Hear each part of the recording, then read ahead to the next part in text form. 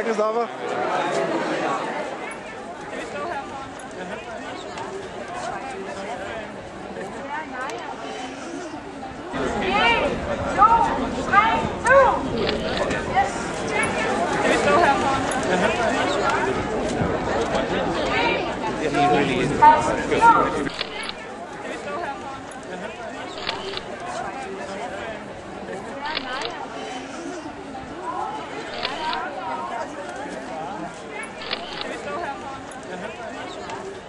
Tak til festkomiteen. Og jeg håber, at vi kan få en dejlig familiefest her i Skønnerup. Vi vil gerne sige skål og velkommen. Han havde lavet en cigarhandel, og han havde faktisk senere lavet en cigarbutik på Strøget, der hvor Fona ligger i dag.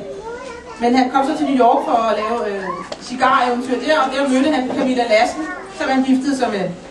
De kom tilbage til København og lavede den cigarbutik, jeg talte om, og siden så blev de forsikringsfolk og etablerede nye danske i 1864. De fik 9 børn. Og det er alle os, der er her i dag, som er efterkommer af de 9 børn. Velkommen til klaver, og blandt forsangerne har vi jer selv og Maria og bror Louis. Her har vi julehuser, her er Camilla, her er spærmel, her er lille Louis og Camilla, her er spærmel, Maria, her er Louis og Camilla, her er Thomas og Camilla, her er hele muligheden, hvor alle der er alle der over, præster og bønder, fædre og mødre, døtre og sønner, dejligt at vide, at vi er smidt, vi er alle sammen.